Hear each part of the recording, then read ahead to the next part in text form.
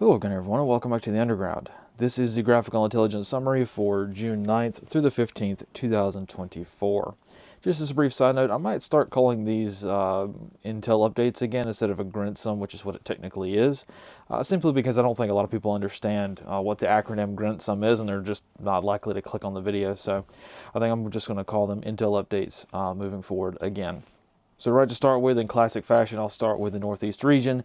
Again, just to briefly mention the quote-unquote direct action that took place in Washington, D.C. a few days ago with regards to what has become a myriad of issues. So as, again, the protest season has kind of kicked off again in the United States and sort of been intensified due to the fact that this is an election year, we're starting to see a lot of issues kind of come together and morph into one sort of direct action again. These are terms that normally are traditionally used by more traditionally leftist groups that seek to further their cause or whatever. But now we're starting to see things like the Palestine issue, climate change, any kind of really sort of traditionally leftist idea being kind of put together into one. So even if it doesn't really make a whole lot of sense. So you see a lot of even I would go so far as to say like pro-degeneracy sort of ideas being lumped together with pro-Palestine movement, which, you know, doesn't make a whole lot of sense, but we're starting to see that a lot more often, especially in Washington, D.C. But of course, since, you know, we know how things go nowadays, there were 0 arrests made, even though the majority of Washington, D.C. is, again, basically just, you know, a very kinetic environment for demonstrations this time of year. So again, just wanted to briefly mention it. Sort of in the same vein of me wanting to briefly mention it without going into too much detail, allegedly at least 6 Islamic State or ISIS operatives have been arrested around the United States, some in Philadelphia, some in New York, places like that. All of them allegedly are from Tajikistan, but the information that is out there concerning these particular 6 individuals is few and far between.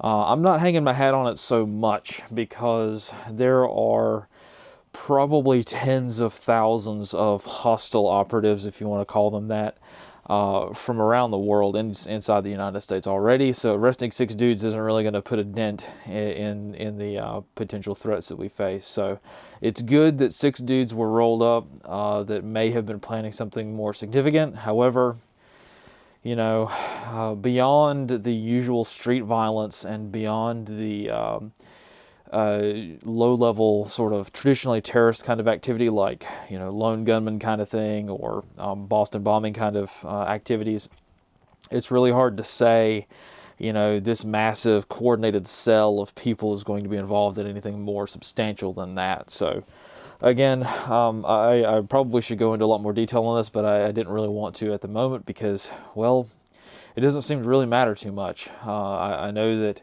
everyone's kind of expecting and waiting for the next big thing to happen because of just the tens of thousands of people that have come across the southern U.S. border. However, it's really hard to say. You can make the argument at this point now that exceptionally large and well-coordinated actions are very, very hard for, say, an FTO, a foreign terrorist organization, to actually like make happen without a lot of assistance, right? So, again, I don't want to ramble on too much about this, but this is just another reminder to definitely pay attention. Definitely pay attention, because for every one guy they're arresting, they're missing 1,000 at least. So, you know, fortunately, if you want to call it fortunately, on the slightly more optimistic side, most of the people who are coming across the border seem to just be interested in criminal activity and not necessarily so much coordinated ideological terrorism. That will probably change. However, at the moment right now, we're just seeing a crippling of society and not so much a very, you know, coordinated effort to bring down, you know, something big for ideological reasons. It's more along the lines of just theft, crime, drugs, you name it, the general street crime, just getting a lot worse. So I didn't want to mention it, but again, it's something that I'm not entirely sold on at the moment. So I'll just kind of leave it at that for now and move on to something that's vastly more interesting, at least to me. which is, again, electrical infrastructure attacks. Now, I want to caveat this by saying right off the bat, this could just be some bubba with a rifle and shooting transformers. This does happen, okay? However, I did want to mention it because of the proximity of, again, this incident to other incidents that have occurred in the past. So, a few days ago in Durham County, just on the outskirts of Raleigh, it's not in Durham proper, it's out in the county over on Carpenter Pond Road. A couple of transformers got shot up. A couple of, I think they were Duke Energy transformers got shot up. And now the FBI is investigating. This is more of something a little bit more substantial, because people instantly hear, just for those of you who don't or aren't familiar with the area, people hear Durham and they immediately think, okay, well, it's just regular street crime. Well, it's not. It's Durham County. It's out in the middle of nowhere. Well, not the middle of nowhere, but it is a little bit more remote. Durham, like the city proper, is like the Atlanta of North Carolina. So it's, there's gunfire, thousands of rounds expended every single night in Durham. However, this one was in a very, very, very affluent area of North Raleigh, where a lot of very high-income people live. So this one's a lot different than just your regular street shootings in Durham. The reason I'm kind of rambling on about this is because there really aren't any details. Duke Energy said, hey, we had a couple of transformers shot up at the around the 3900 block of Carpenter Pond Road. Don't know anything more than that. It could be something simple. It could be something more nefarious. Now, the reason that I kind of latched onto this and said this is an interesting case is because, one, it's North Carolina, and electrical infrastructure attacks in North Carolina, considering the Moore County shoot up a couple of years ago and the recent incident down there, there's a lot of nefarious stuff going on in North Carolina with the electricity, and it is very, very, very concerning. So I did a simple Google search, pull up Google Maps, and you could tell where the attack took place. But you can also look, and I'll show you the imagery here. You can also look and see that where they claim this attack took place, this transformers being shot up with small arms fire, is just like it's like half a mile, maybe a quarter mile, depending on where exactly the shooting took place. But it's really, really, really close to a very, very large electrical substation.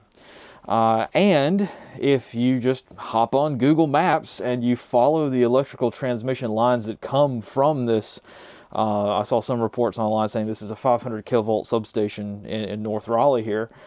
If you follow the transmission lines, they go directly to RDU, so Raleigh-Durham International Airport, and they also go, it looks like, from, just me looking at Google Maps here, it looks like they go right to Rex Hospital too.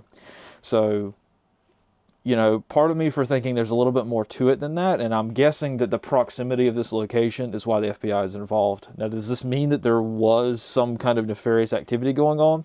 No, it means that we need to investigate, and that's probably why the feds are involved, just because of this area. So, again, something to keep in mind. You may think you live in the middle of nowhere. You may think, oh, that transformer on the street corner has no meaning, but just look at Google Maps, man, and just look around and you can see where all the critical infrastructure is in this country, and you can see why things like this, when they happen, are very, very important. So, again, something that probably just was brushed under the rug. I saw basically none of the Raleigh news was talking about it, other than the fact that it was a power outage that occurred when this transformer went down.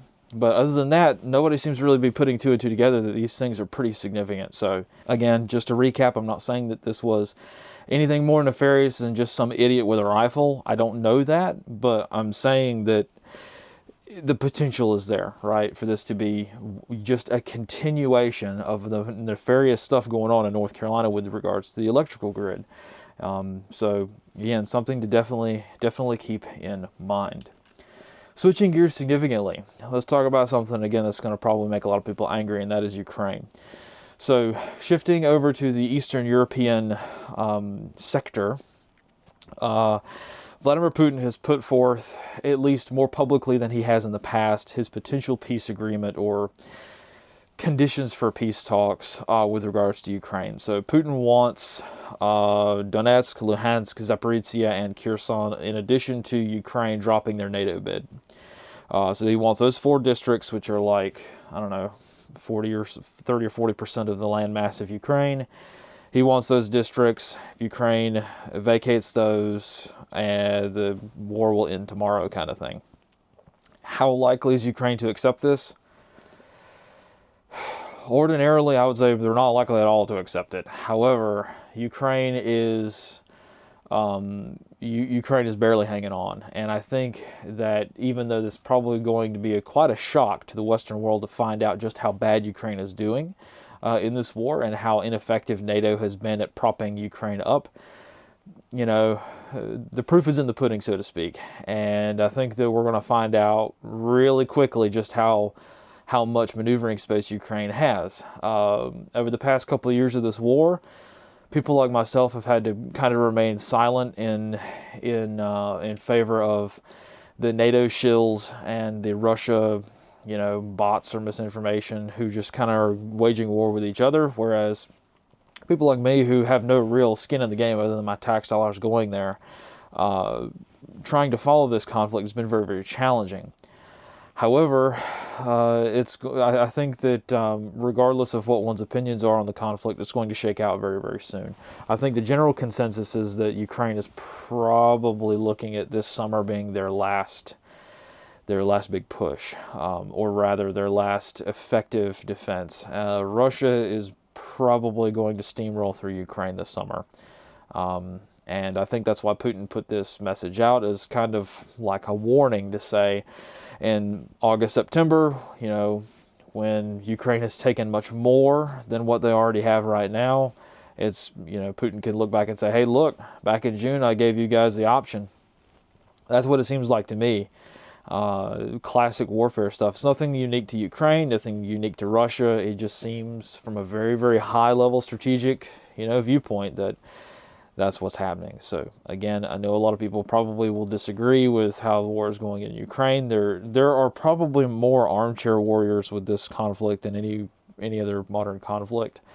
For good reasons sometimes, and not for good reasons sometimes. But I think that, regardless of what, idiots on the internet like me think, the truth is going to work its way out pretty soon. So again, something to keep in mind, and the reason that I want to mention this, even though it's really hard to talk about, is because I think that when Ukraine comes to the realization that they are no longer able to fight anymore, either when they come to that realization willingly or unwillingly, you're going to see a lot of things happen very, very quickly. There's going to be a lot of international movement in very quick succession with regards to European politics, even going so far as to say this is going to impact the China-Taiwan conflict. So I don't want to kind of leave it on a cliffhanger, but this is probably going to be quite significant when the Ukraine war ends,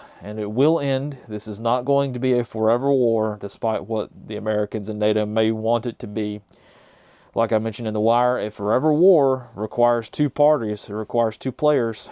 So Russia is not interested in a forever war in Ukraine. Russia is interested in finishing their task.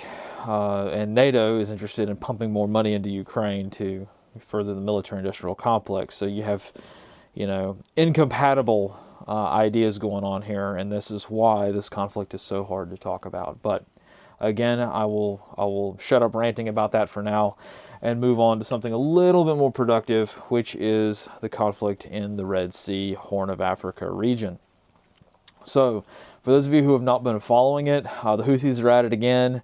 They have been very, very effective, and they've been increasingly effective at targeting commercial shipping in the Red Sea and in the Horn of Africa, really since last winter. So, a DIA report, Defense Intelligence Agency report, came out, I think, on Thursday, and it confirmed what we already know, which is that roughly 90% of all of the shipping traffic through the Red Sea region has decreased. It's gone. So, that's something that it's nothing to shake a stick at. That's a pretty big deal, especially considering that roughly 10% of all of the trade on planet Earth, on this rock going around the sun, 10% of that trade goes through the Red Sea, and 12% of all the oil on this planet go through the Red Sea. It's kind of a big deal, right? So it may not seem like it's that much, but when you have a 90% decrease of a 10% chunk of the world trade, you know, it's not that the trade disappears. I should make that clear. The trade is not disappearing. The trade is continuing on. It's just going around Africa. It's going around the Horn. It's going around the Cape of Good Hope route. So it's not disappearing. It's not like declining. However, it's costing a lot more money. And you've got two things going on. One, a genuine increase in cost because, you know, you're increasing your voyage by thousands of miles. But you also have companies price gouging people, trying to say, well, this trip is going to take us is going to increase our cost by 25%, our operating cost by 25%. Well, let's increase it by 35, and we'll make a 10% profit margin there. So you do have that going on, but because it's the maritime trade world where you have to pay a lot of money for this kind of analysis, it's hard to figure out what's actually going on because. You guys think the defense industrial complex is bad? Get into maritime shipping. You'll start realizing that, to subscribe to this company's open source intelligence analysis costs you 5-6 figure sum to actually subscribe to what they've got to say. So there's a lot of money in maritime shipping analysis, which is why it's very hard to find stuff. So when the DIA comes out and puts out a free report for the American people and the world that confirms what we already know, it's a little bit on the nose, so to speak. I should also mention that right around the same exact time this report came out, the Houthis have made good on targeting 2 more commercial vessels. So again, the Houthis have they've been lobbing missiles here and there. But my guess is they probably got some more direct Iranian support because just in the past couple of days, they have devastated 2 more ships. I'll write about it more on Monday, but I just saw a report from the UK Maritime Trade Organization, which is like the main international organization run by the UK Ministry of Defense, I think. They track all of these incidents, and I just saw reports from them and from CENTCOM that confirmed that 2 vessels were struck this week, and both of them, it seems, I'll have to go back and double check, but it looks like both of them are sinking right now. So on Wednesday, 1 vessel got struck in the Red Sea. It was the crew abandoned ship was picked up. It's now drifting in the southern Red Sea area. But now this morning we've got another report that indicates that in the western Gulf of Aden, the other vessel that was struck is now sinking as well. So the crew's abandoned ship and the UK MTO, I'll again drop the grids on Monday, provided the grid coordinates for both of these vessels. I'm hoping that by Monday I'll get a pretty good satellite shot. It's a little hard to get sometimes this time of year because there's clouds. But hopefully I'll be able to get a more accurate grid by Monday, but we'll see. No promises on that front. But again, this is super, super important considering all of the other events that are going on in the Middle East right now. Again, I don't want to get too far down into the weeds this time around, but I did briefly want to mention just kind of it's sort of like when you're playing a game of chess, right? And you're in kind of like the mid game, and you don't really necessarily see what your opponent is doing at to set up their ending, but you can kind of see the chess moves they're making. It's the same kind of thing going on in the Middle East right now. So just to kind of summarize things, a few days ago, or rather a couple weeks ago, I didn't mention it at the time because it didn't seem like it was relevant, but I'll mention it now. A few days ago, the 1974 petrodollar agreement allegedly expired between the United States and Saudi Arabia. What does this mean? Well, back in 1974, the United States had an agreement with the Saudis that basically stated that they're not going to conduct trade with oil with regards to Saudi oil, or I guess really OPEC at large. They're not going to sell that oil to other people or to other nations in other nations' currencies. So the petrodollar is something that doesn't really exist. It's basically just the agreement that the Saudis will only accept U.S. dollars or treasury bonds as a way of conducting oil with trade, or trade with oil. So for instance, if somebody like India wants to buy oil from Saudi Arabia, they have to use US dollars. They can't use the Indian rupee to buy that oil. Well, over the past few years, that's kind of gone by the wayside, definitely since the 70s. And depending on which, oil analysis you want to read, the Saudis have been doing this for a long time, or for at least a few years now. They've been accepting other currencies to pay for oil, like the Russians. They've been, well, not the Russians, they've been using, allegedly, they've been accepting the Chinese yuan, or they have decided to use the Chinese yuan. It's really complicated. I don't really know exactly what the Saudis are doing, because sometimes the Saudis' actions doesn't match up with what OPEC is doing. So there's a little bit of give and take there. But the bottom line for all of this is that the United States hegemony in the Middle East is coming to an end. It's not like the United States is getting kicked out of the Middle East or anything, but it's definitely lost an awful lot of influence in the Middle East. And I think this is going to hurt us. This is going to hurt us pretty big time. Very rarely, very, very, very rarely does international diplomacy actually matter. Very, very rarely does the personality of like a president in the United States, at least, matter. It doesn't. Usually, like going back 50, 60 years, it hasn't really mattered. It's more along the lines of what a nation state is trying, to do. So, generally speaking, it doesn't really matter what, the president does or what the State Department does or anything like that, except for now that it kind of does. You may have a diplomatic faux pas occur, or some kind of mistake or embarrassing, some kind of social incident occur, and the Saudis stop trading oil with you. Normally that doesn't happen. However, I think that may be happening right now. The United States has basically ticked off the entire Middle East with regards to how the United States has tried to handle the whole Israel-Gaza thing. And it's not strictly one-sided. It's not even two-sided. There's like 18 different sides with this conflict.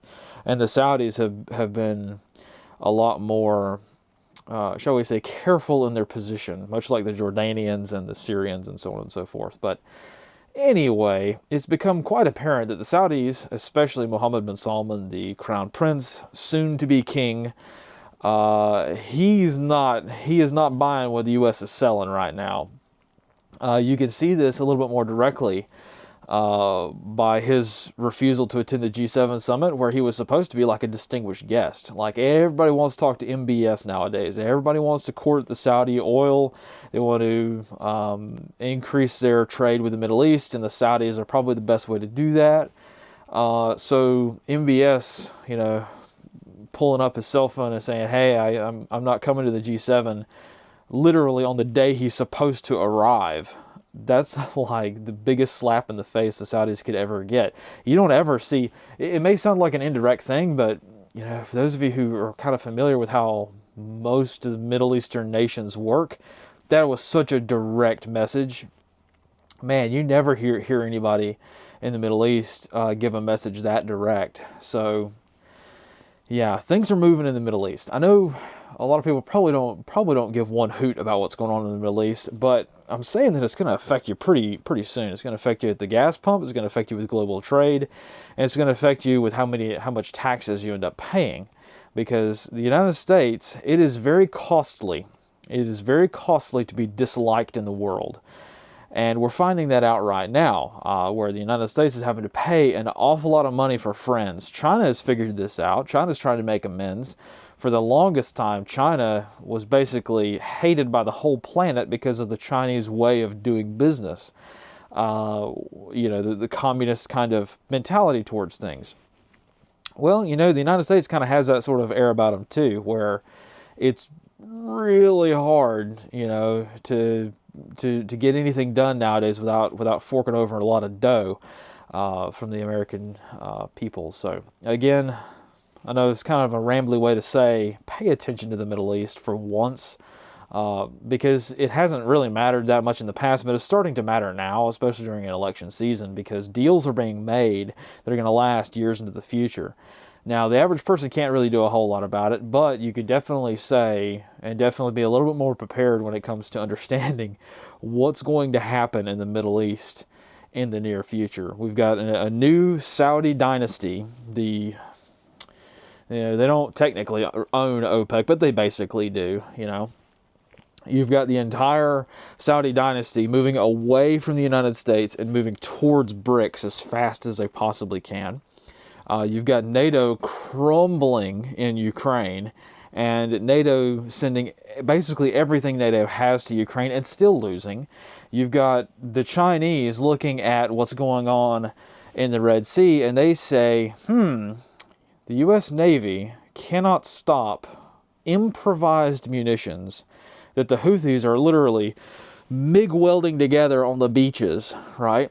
The U.S. Navy can't stop a single missile or onesie-twosie missile launches. What's going to happen when the U.S. Navy is up against thousands of cruise missiles being launched per minute into Taiwan? You see how this goes. The United States is definitely into a situation in the international community where the emperor has no clothes, and the world has figured out what the U.S. is all about, and the world has figured out that the tools the United States has had over the past century for maintaining power and control and asserting dominance on the international stage. Well, these tools don't necessarily have that much bearing anymore. So, again, not to be all super doom and gloom, but it's definitely something to keep in mind when it comes to moving forward, because, again, like I said, it's very expensive to be unliked in the world. So, again, I'll kind of leave things there for now and wrap things up with the GhostNet interceptions for this week. It was I don't know about anybody else, but for me, band conditions were horrible, like seriously bad. So again, the solar cycle, space weather kind of thing, it does impact radio. However, I was able to pick up somebody, I think, transmitting the wire reports for this week. It wasn't me. I wasn't transmitting this week, so it was somebody else. I rarely transmit the wire, but I will in an emergency sort of thing. So somebody else was doing it, and somebody else was talking about how they're new to Invis, but it does work great. So for those of you, or whoever this was, trying to get on Invis, you were like the strongest signal I heard this week, which is interesting. So again, very, very interesting to see how all of this works out. So hopefully we'll get some more news, a little bit better solar conditions for next week. But again, this does point out that HF radio, while it is a fantastic tool for what we're trying to do with it, HF radio is not the entire end solution. It has to be a piece of the puzzle, not the whole puzzle itself. So again, just something to keep in mind if you're looking to get into radio and things like that. There are many different paths that you can go down, and there isn't one radio to rule them all. There isn't one, way of operating to rule them all. There are different tools for different tasks, and there's very little overlap between all of them. So one of the downsides of HF radio is that solar weather is going to impact it quite a lot. Sometimes to where it's going to be very hard to get a message out. I did get a lot more messages than this. I got maybe 50 or 60 different messages from people just testing or heartbeats. I normally filter those out, so I normally just talk about or show in these briefings the messages that other people might get some use out of. So, yeah, again, it's one of those things where, HF radio, the GhostNet in particular, the HF side of GhostNet, is not the end-all be-all. There are downsides to it. However, it's the best we've got for what we're trying to do right now. So improvements will be made. I promise you improvements will be made. I'm working on it, and we will be incorporating quite a few other things as well. So for those of you who have no idea about radios or anything, things will be a lot easier in the future. I'm working on it. Trust me, I really am. I'm working on it. And we'll make it a lot easier for people who have no idea how to work radios in the future. So these are the sources for this time around. That's pretty much all I've got. I know I've kind of talked around a lot of different things today, as per usual, but hopefully this has been somewhat useful for many of you out there. And I guess we'll start to get the report ready for Monday, and we'll see what the rest of today and Sunday brings with regards to all of the little things that are happening all around the world. So again, thank you all for watching, and we will see you next time. So as always, fight in the shade.